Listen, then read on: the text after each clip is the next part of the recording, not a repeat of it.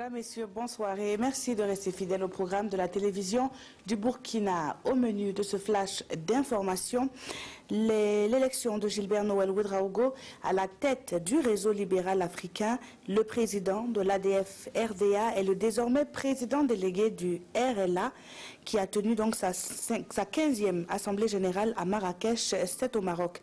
De retour au pays, les partis politiques d'obédience libérale au Burkina Faso tirent un bilan positif de leur participation à la rencontre. C'était au cours d'une conférence de presse tenue ce matin même à Ouagadougou. Une ville nouvelle, moderne, en somme une métropole digne de ce nom.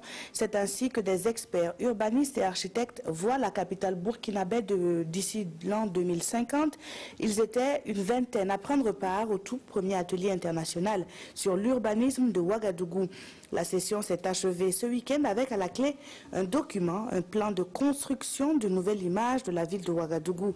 Ce plan prend en compte les dimensions de la capitale qui s'étend chaque année. En attendant, c'est Niou, dans le Kourou-Ouéougo, qui verra bientôt changer sa physionomie. Les travaux ont démarré ce lundi dans la localité qui va être dotée d'un barrage et d'un périmètre irrigué. C'est une réponse aux doléances des populations faites au président du Faso lors de son passage en 2017 dans la localité. Le projet est estimé à près de 2 milliards de nos francs et s'inscrit dans le programme de mobilisation des eaux de surface dans la région du plateau central. Lorsque les technologies de l'information et de la communication se mettent au service de l'éducation, cela donne des TICE. Il s'agit d'un ensemble de services mis en œuvre pour faciliter l'accès aux formations d'une part et d'autre part pour familiariser les apprenants au numérique dès la petite enfance. Apprendre en tout temps et en tout lieu, c'est la vision des TIS, un produit développé par la société Universal Communication SA.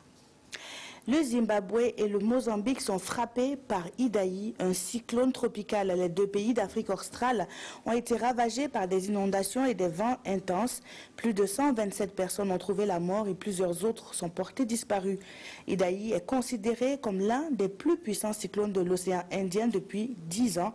Une équipe des Nations Unies au Zimbabwe s'est jointe au gouvernement et à d'autres partenaires pour apporter du soutien à quelques 8000 personnes affectées par le cyclone.